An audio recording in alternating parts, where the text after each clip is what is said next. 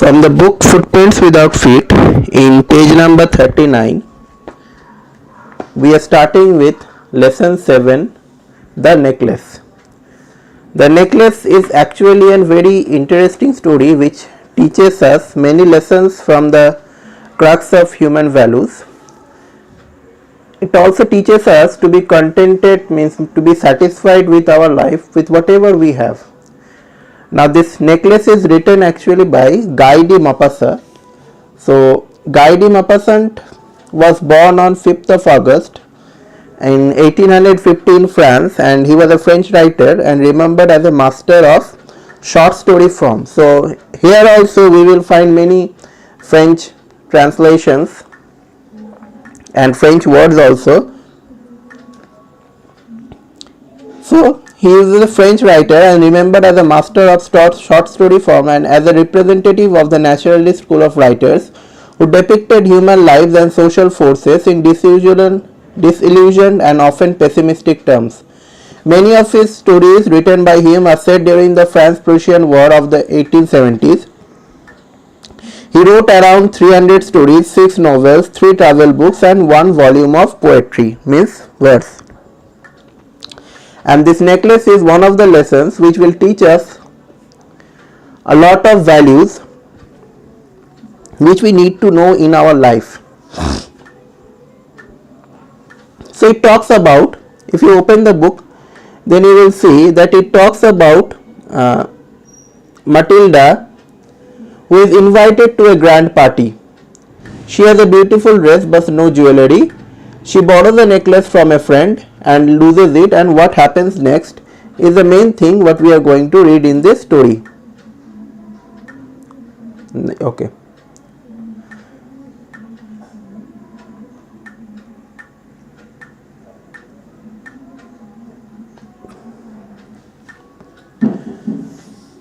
She is Matilda. She was one of those pretty young ladies born, if as though an error of destiny, into a family of clerks.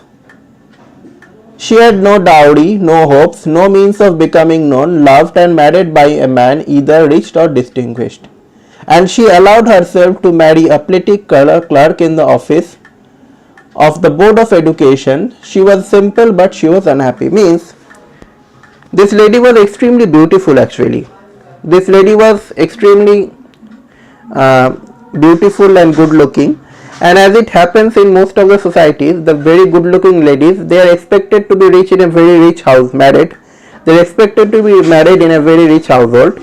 So Matilda was one of the ladies who was destined perhaps to be married in a very rich household.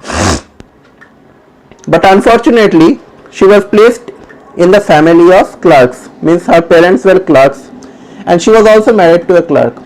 So since they were clerks, so they had no money that much, but they were middle class and they can manage their household. So she had no dowry, no hopes, no means of becoming known. So nobody knows them. They were actually the family of clerks. They were not loved and married by a man either rich or distinguished. So they can't be, since they can't give any dowry, so they can't be married to a very rich and distinguished class of family. Allowed herself to marry a clerk in the office of Board of Education. So she was married to a clerk in the Board of Education.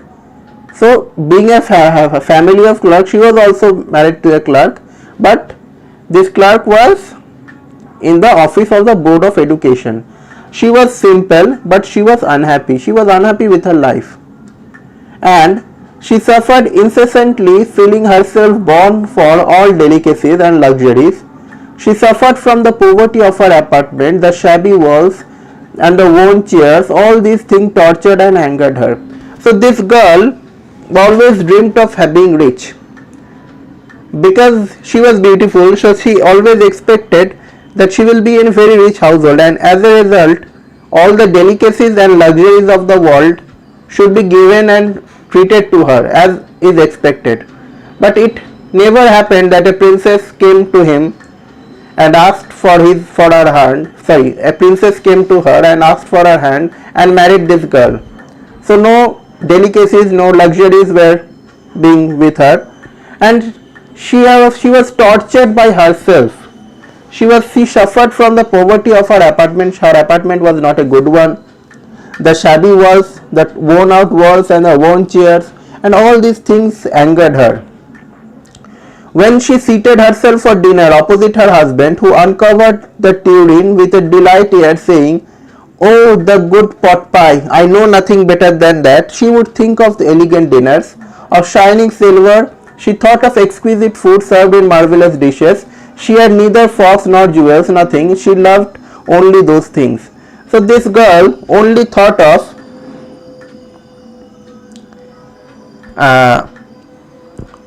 she was not happy with the food she was making. Perhaps she made the food, but she was not happy with that, because she always thought of good, elegant dinners, and her husband was satisfied with whatever he had.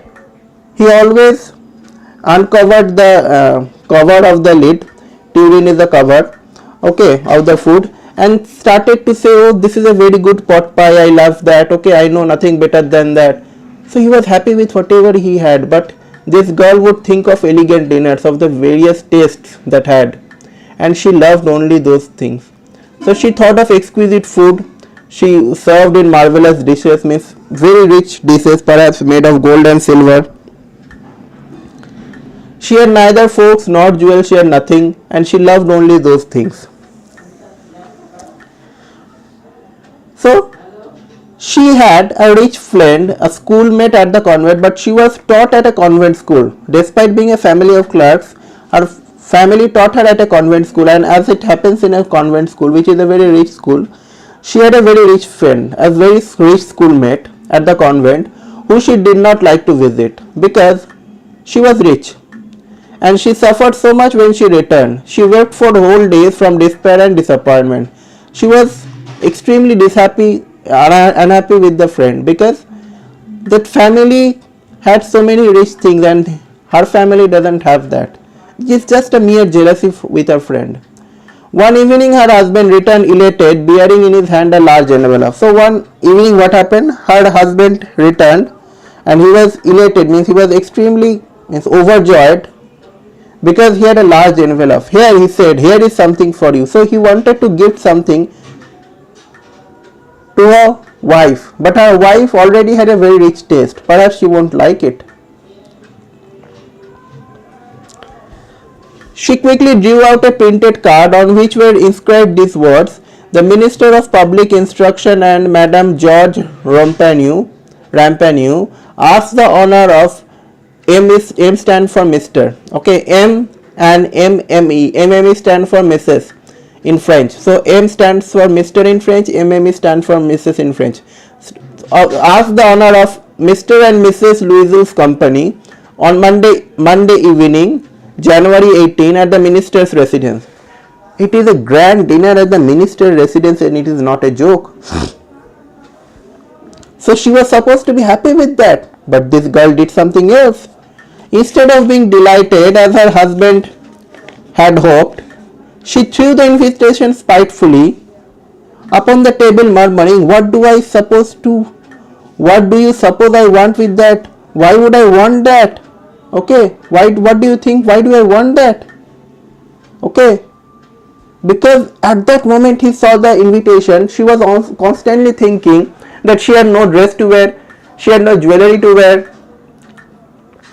and these thoughts disturbed her. So he said, "But my dearie," her husband said, "but my dearie, I thought it would make you happy. You never go out." So this lady never travels out. Okay, actually. And this is an occasion, and a fine one. Everybody wishes one. And it is very select. Not many are given to employees. You will see the whole official world there. So you will see the entire official world there. My officers there. Okay. Not everybody get it. I got it because I am a very special person. So you must be happy with it. But so the lady is expected to be happy with the husband's happiness. But the lady is not, because the lady herself thinks of rich things only. She looked at him with an irritated eye and declared impatiently, "What do you suppose I have to wear to such a thing as that? So what should I wear at such a thing like that?" And her husband had not thought that. He had not thought of that. He stammered, "Why, the dress you wear when you go to the theatre? It seems very pretty to me." So when we go to the theatre, you wear a dress and it looks very pretty to me. So theatre is a very common place actually, okay. The common people go for the entertainment. That was the purpose of theatre. So she got dressed in a very simple way there. So he thought that that dress will be pretty, and he stammered. So he was silent at that moment. He stupefied in dismay at the sight of his wife weeping. Her wife started to weep. He stammered, "What is the matter? What is the matter?" He started to ask, "What is the matter? Why are you weeping?" And by a violent effort, she had controlled her vexation and responded in a calm voice. So she controlled her anger and she responded in a firm, calm voice, wiping her moist cheeks. Means she was totally destroyed by her. Means that is an insult to her. A rich mentality like girl, she was being advised that you wear the dress that you wear at the theatre. That is an insult. So by a violent effort, she had controlled her vexation and responded in a calm voice, wiping her moist cheeks. "Nothing, only I have no dress and consequently I cannot go to this affair. Give your card to some colleagues whose wife is better fitted out than I." So it's better you give this card to some of your colleague who is better fitted out in this occasion than me. And her husband was grieved. He was grieved but answered, "Let us see, Matilda, how much would a suitable costume cost? Something that would serve other occasions, something very simple." So something very simple means very cheap that will also serve other occasions. How much would it cost? Because this husband is also that sort of husband who never gave her wife any jewellery, because they were family of clerks, okay, and she never bought any very good dress for her wife for any occasion. So this girl had no very good dress to wear, and she reflected for some seconds, thinking of a sum that she could ask for without bringing it, with an immediate refusal and a frightened exclamation from the economical clerk. So she started to think for a second, but then she realized that if I start asking anything, then it is not the economical clerk, my husband can't afford it perhaps, okay. Finally she said, so at last he gave a sum and he thought that she said in a hesitating voice, what did she say? "So I cannot tell exactly, but it seems to me that for 400 francs ought to cover it." So perhaps it will take 400 francs for the dress. So her wife was only concerned with the dress, with the jewellery, and she was not concerned with the natural beauty that she had, for which she would be praised. He turned a little pale, her husband turned a little pale, because for he had saved just this sum to buy a gun that he might be able to join some hunting parties the next summer with some friends who went to shoot larks on Sunday. Nevertheless, he answered, "Very well, I will give you 400 francs, but try to have a pretty dress." Okay. So her husband was planning to save this money for some hunting parties. He will buy a gun. So he said, "Okay, you will have a pretty dress with this." The day of the ball approached. So the day of the program approached, and Madame Louise seemed sad, disturbed, anxious.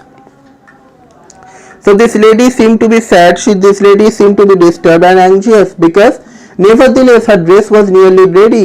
Her husband said to her one evening, "What is the matter with you? You have acted strangely for 2-3 days." So something was there within the wife going on, which she cannot express with her husband, and her husband finally asked, "What is the matter with you? You have been acted strangely for 2 or 3 days. What is the reason?" And she responded, "I am vexed not to have a jewellery, nothing to adorn myself with. Now I am disturbed because I don't have a jewel to wear, nothing I should be adorning myself. I shall have such a poverty-stricken look. I would prefer not to go to this party. So after the 400 francs dress is ready, now this lady is saying that I have no jewelry to wear actually. Okay, I will look like a poverty-stricken, so I cannot go. I must look rich in a rich party. That would raise my standard. But who will look at them? They already know that this husband is a clerk. Even if she wear a very rich dress and a very rich jewel, she will be a family of clerk always. She will be the wife of a clerk. Nothing actually matters. And her husband replied, you can wear some natural flowers in this season. They look very chic, means in this look very beautiful, perfect. And she was not convinced with that. No, she replied, there is nothing more humiliating than to have a shabby air in the midst of rich women. So there will be a rich woman, and how will I present myself there? Okay, it is very humiliating, it is very disturbing for me, because she herself had a very rich outlook. And then her husband cried out. An idea clicked with her husband. Then her husband cried out, how stupid we are. Go and find your friend Madame Forrester and ask her to lend you her jewels. So go to your friend Madame Forrester and ask her to lend you some jewels. And she uttered a cry of joy. The lady realized, and it's true, she said, I had not thought of that. So the next day she took herself to her friend's house and related her story of distress. Madame Forrester went to her closet, took a large jewel case, bought it and opened it and said, choose my dear. She saw at first some bracelet, then a collar of pearls, then a Venetian cross of gold and jewels of admirable workmanship. She tried the jewels before the glass, hesitated but could neither decide to take them or not to leave them. Then she asked, how, have you nothing more? So do you have anything more? Why yes, look for yourself. I do not know what will please you. Suddenly she discovered in a black satin box a superb necklace of diamonds. Her hands trembled as she took it out. She placed it about her throat against her dress and was ecstatic. Then she asked in a hesitating voice, full of anxiety, could you lend me this, only this? Why yes, certainly.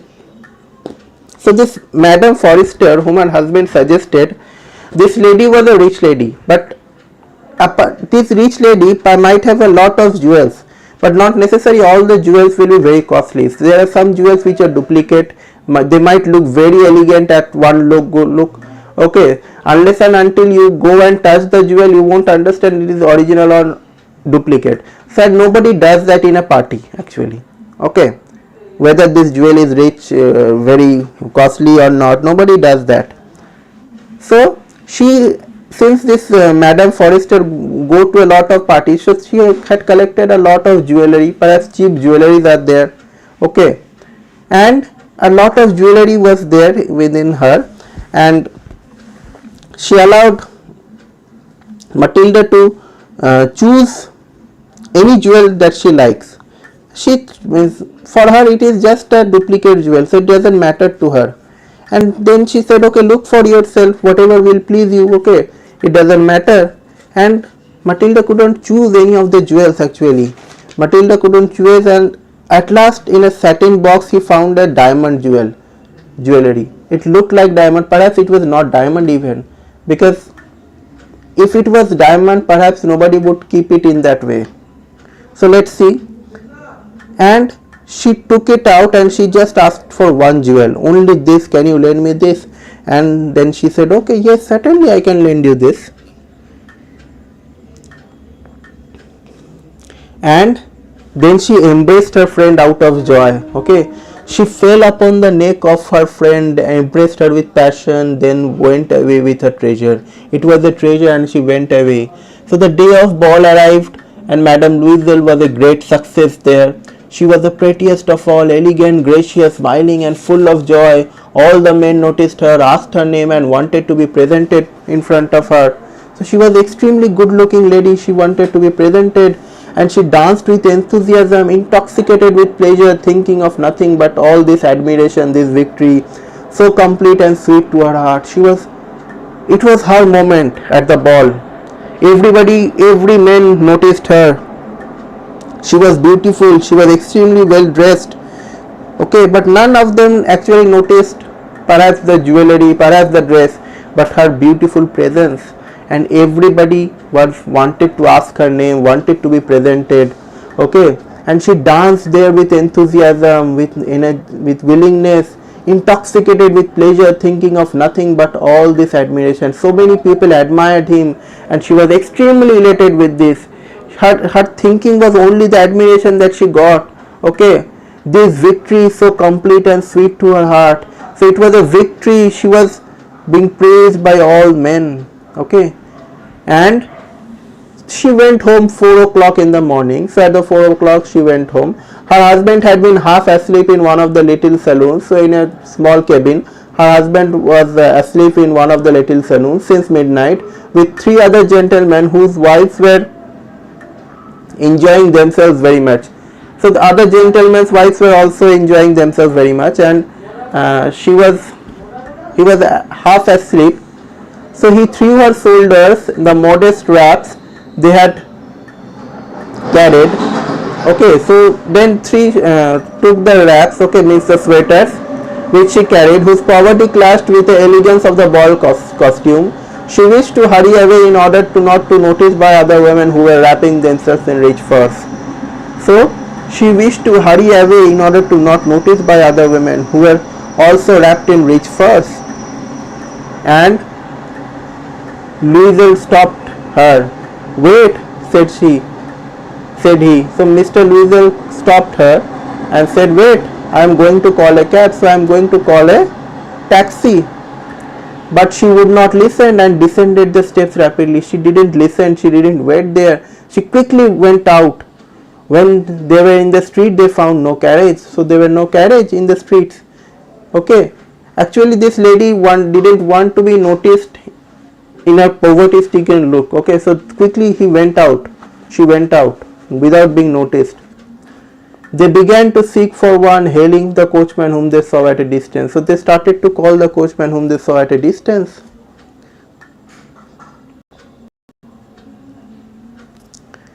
They walked along towards the river, hopeless and shivering. They started to walk along the river. Okay, there were no cabs. They were hopeless. They were shivering out of cold. Okay, but she enjoyed that. Finally, they found one of those old carriages that one sees in Paris after nightfall. Finally, the very old carriages of Paris was seen, and it took them as far as their door. So it took nearer to their door, and they went verily up to their apartment. So they verily went up to their apartment. It was all over for her. It was all over. She remembered her day forever. And from this part, he remembered that he would have to be at office at 10 o'clock. It was over for her. She will do nothing after that. But for the man, she knew that he had to be office by 10 o'clock only. So this lady, she removed the wraps from her shoulders before the glass for a final view of herself in glory. So quickly she removed for the final glory. Suddenly she uttered a cry. Her necklace was not around the neck. So her necklace was not around. She started to cry. Where had this necklace gone? So Louisel was already half undressed, okay, and he said, "What is the matter?" She turned towards him excitedly. I no longer have Madame Forrester's necklace." So this lady no longer have Madame Forrester necklace. Perhaps that was dropped somewhere. She lost the necklace, the diamond necklace, the most costly necklace. Perhaps it is not affordable for them also. Okay, and this man arose in dismay. "What? How is that? It is not possible. So it is not possible." And they looked in the folds of the dress, in the folds of the cloak, in the pockets, everywhere. They could not find it. So they could not find the necklace anywhere. And then the husband asked, "You are sure you still had it when we left at minister's house?" So when we left at minister's house, were you sure that it was still there with you? And she said, "Yes, I felt it as we came out." So I felt that as we came out. But if you had lost it in the street, we should have heard it fall. It must be in the cab. But if you have lost it in the street, so she was sure that it was still there in the minister's house. Perhaps when she started to descend the steps rapidly without being noticed, at that time it was there perhaps. And so it must be in the cab. So yes, it is possible. Did you take the number? So he asked her, did you take the number? No. And you, did you notice what it was? No. So none of them remembered the cab number. So they looked to each other utterly cast down. So they looked upon each other. Okay, they cast down. Finally Louisel dressed himself again. So again Mr. Louisel dressed himself. And he said, I am going, he said, over the track where he went on foot to see if I can find him. So I am going to the same way where I went to see where I can find, if I can find it again. And this man went. She remained in her evening gown. The lady remained in her evening gown, not having the force to go to bed. She was lost. She was shocked. And towards 7 o'clock, her husband returned. He had found nothing. At 7 o'clock, he returned. He had found nothing. So where he went? He went in the morning to the police, to the cab offices, and put an advertisement in the newspapers offering a reward.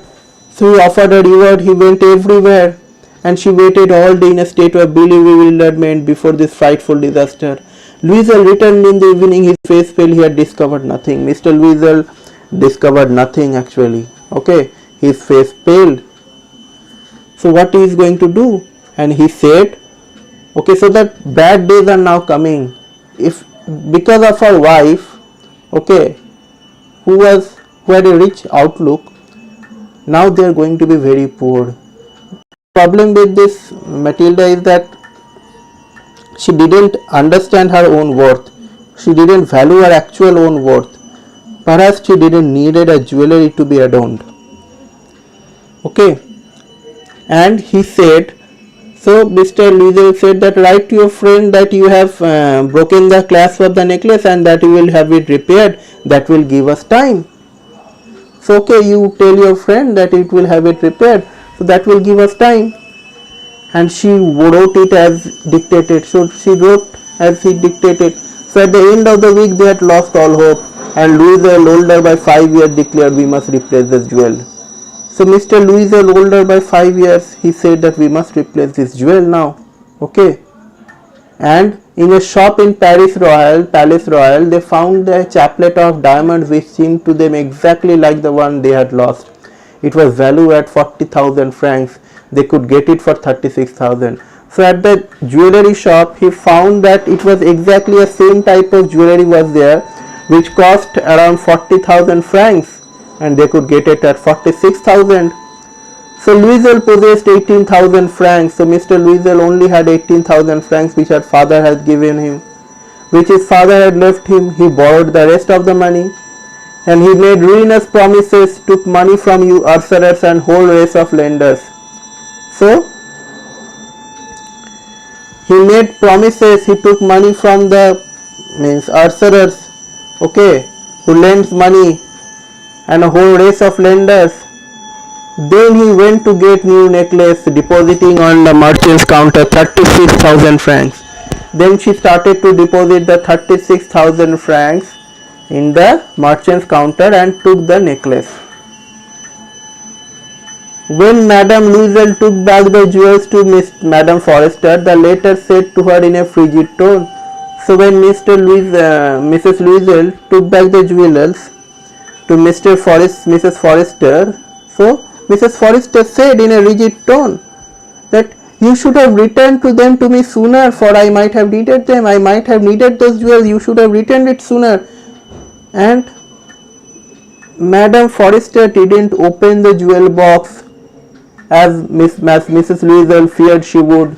What would she think if she should perceive the substitution? Perhaps she would, if she opened the jewelry box, she would realize that it was substituted.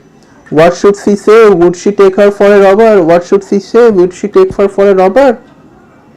Madame Forrester didn't open the jewelry box. Okay, and it was replaced with an original jewel actually. It was replaced with an original jewel.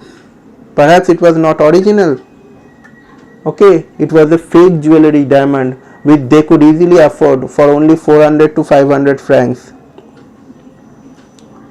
So Madame Louisel knew the horrible life of necessity. She did her part, however, now she realized that okay, I have to do my part, okay, because it is me who is responsible for such an outlook.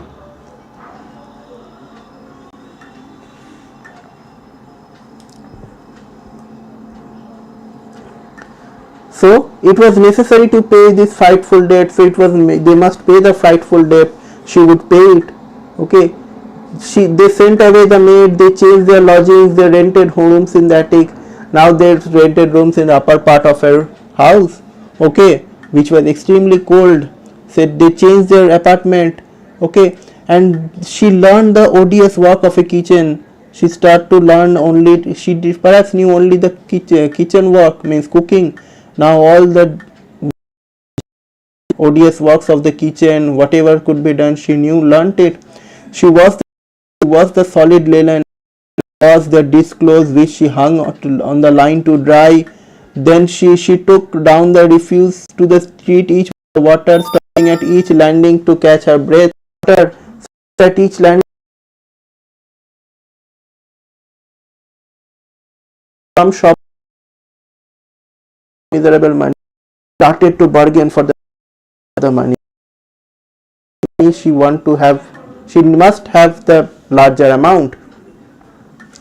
And the husband worked even books in order. The nights he often did at 5, and this life lasted for 10 years. At the end of 10 years, he had restored all.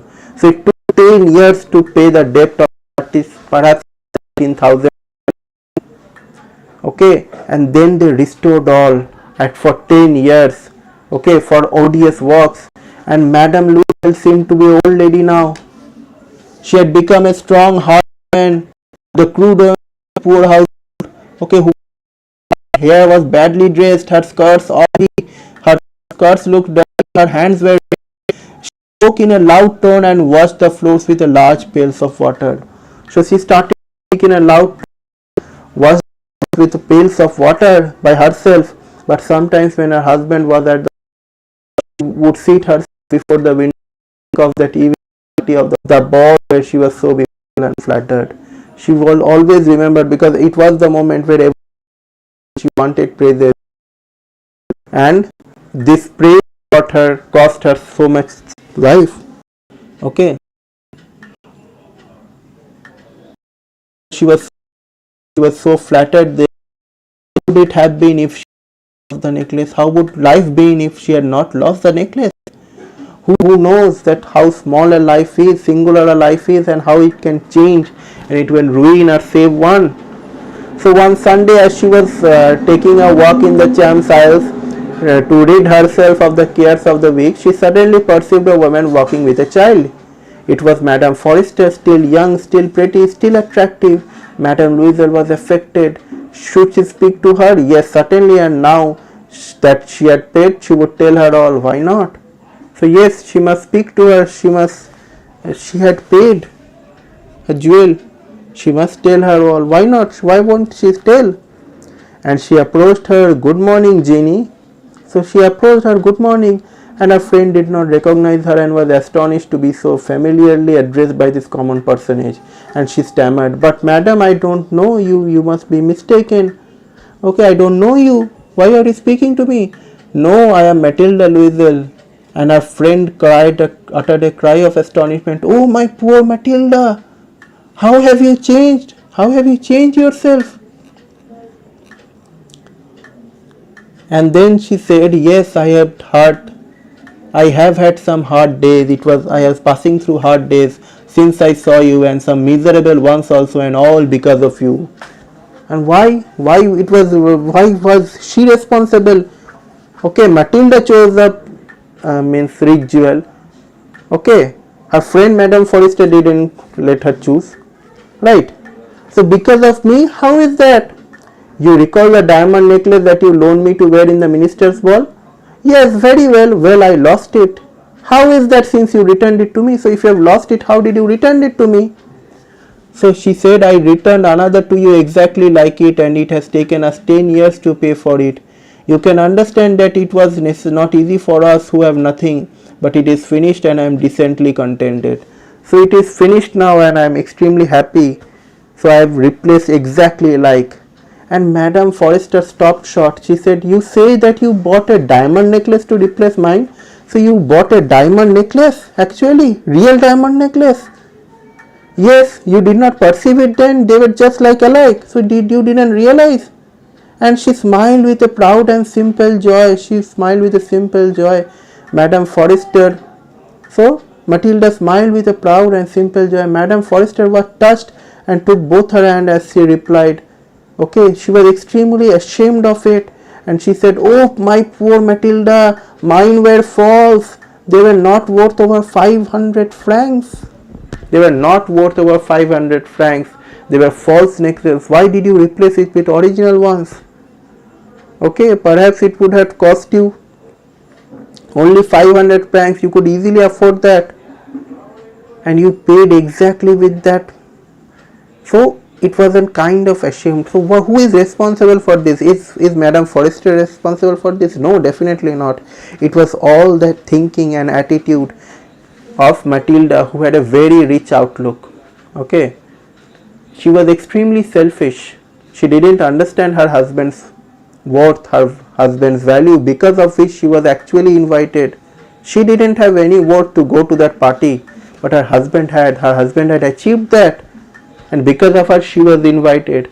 And instead she wanted to be attractive by herself. Her only worth was her beauty, but she didn't realize her own beauty and youth, and she decided to look rich, but she will not be rich, right? So this was all about the story, and there goes the questions and meanings. So we will go for it. Yes.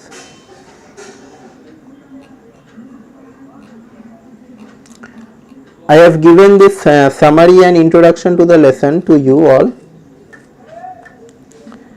and a lot of word meanings is also given to you in the Google Classroom. So take a look in the Google Classroom. While reading you might need this. So we will go with the questions.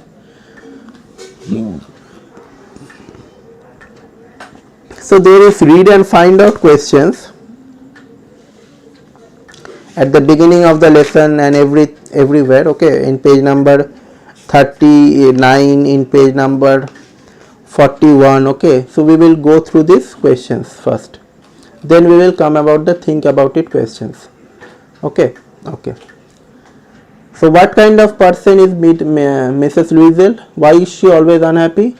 So Mrs. Ruiz, okay,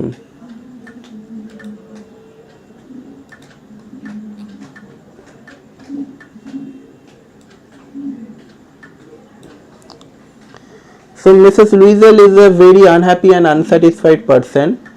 She is not happy with her married life, her house, for what the matter anything in her life. She always keeps on dreaming about how her life would have been if she were born in a rich house, married in a rich house, and had lots of money to buy things. She is a greedy woman and always keeps on thinking of having more and more things.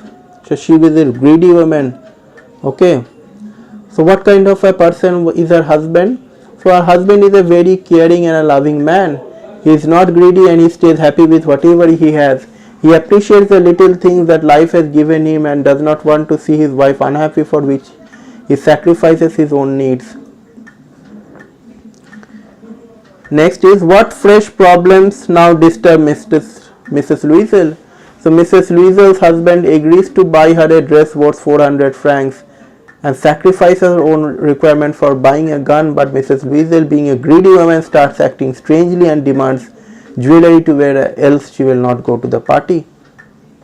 So this lady was very selfish and rich, and she claims that she needs the jewellery or else she will not go to the party. She already took the money for the dress, which perhaps a gun could be bought. So then how is the problem solved? So how is the problem solved? So when she does not agree to wear flowers to the party, her husband suggests her to approach her friend Mrs. Forrester, who is a rich lady and would lend her jewel to wear at the party. Then next question is, what do Mr. and Mrs. Ruiz do next? So Mr. and Mrs. Ruiz make a lot of efforts and they realize that they have lost the necklace. They try to remember the cab number. so that they can check there. Mrs. Ruiz goes to the tracks where she could have dropped it, reports it at the police station and cabs offices. He also gives an advertisement in the newspaper saying that the person who returns it will be rewarded, but nothing works. So they finally decided to replace the necklace by buying necklace similar of the one they have lost. So they made a lot of efforts after they have realized, and they tried to make the remember the cab number, and at last they decided to replace it with a new one. How do they replace the necklace? So they buy a necklace from a shop for 36,000 francs. They themselves only had 18,000 francs, so they borrow the rest of the money by making up false stories and taking loans from lot of lenders. So now the think about it questions. Only the necessary questions that could be answered. These questions are being written here. The questions that couldn't be answered is not written. So the first question in the book in page number 46 goes as, the course of the Louis' life changed due to the necklace. Comment. So it is true that course of Louis's life changed due to the necklace. After the loss of the necklace, the Louises shifted to a cheap house. Mrs. Louise started doing all the work herself. She went to buy things. She haggled for the last sou. She wore ordinary clothes. Her husband worked evenings. He copied at 5 sous a page. They somehow saved every sou. This life of hardship went for 10 years. Next question is, what was the cause of Matilda's ruin? How could she have avoided it? So the cause of Matilda's ruin was her great love for her dreams. She dreamed to be loved by rich men. She wanted to be known as she was pretty, but in reality she was from an ordinary family. She could have avoided it if she had not always remained in a dreamy world. She should have seen the realities of life also. The dreamy world can't be the real one. Okay, so she always dreamt of rich things. Okay, what would have happened to Matilda if she had confessed her friend that she had lost her necklace? So it could have changed her life. She could not have seen the day of want and misery. She was a woman of the people. She grew old in her youth. She suffered a lot because of her harsh life of want. If she had confessed before Madame Forrester, she could have been excused. It was because of the loss of necklace was a fake one. So since it was a fake one, so that can be excused. Talk about it. There is only one question that can be written properly. So the character, this is important one. The characters in this story speak in English. Do you think this is their language? What clues are there of the story about the language its characters must be speaking in? So what are the clues in the story?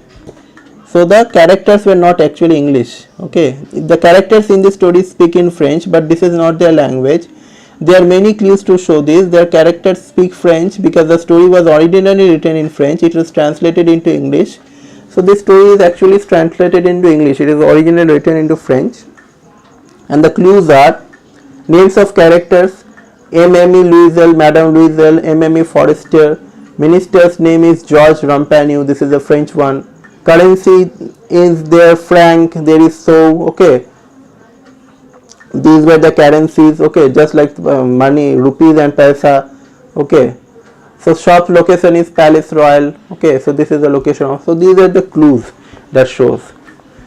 So these were the discussions of the question and answers. I have explained the lesson, and this entire thing is in there in the Google Classroom. You can refer to it at any time. Whenever you will read it, you must read the summary. Summary will actually help you to write answers in the exam. Okay, in MCQ questions, summary will help a lot. The introduction to the lesson is good to read. Okay, as the story revolves around a selfish lady named Matilda. She is unsatisfied with her life as she wants a rich husband because she belongs to a family of clerks and her family is unable to give the dowry. She is married to a clerk, and one day both the husband and wife were invited at the party at minister's house, but the Matilda doesn't have good clothes and jewels to wear such a party. Her husband suggests her to buy a dress and ask an old friend for jewellery. She then borrows a necklace from a friend and goes to the party. What happens next proved to be a lesson for the unhappy lady.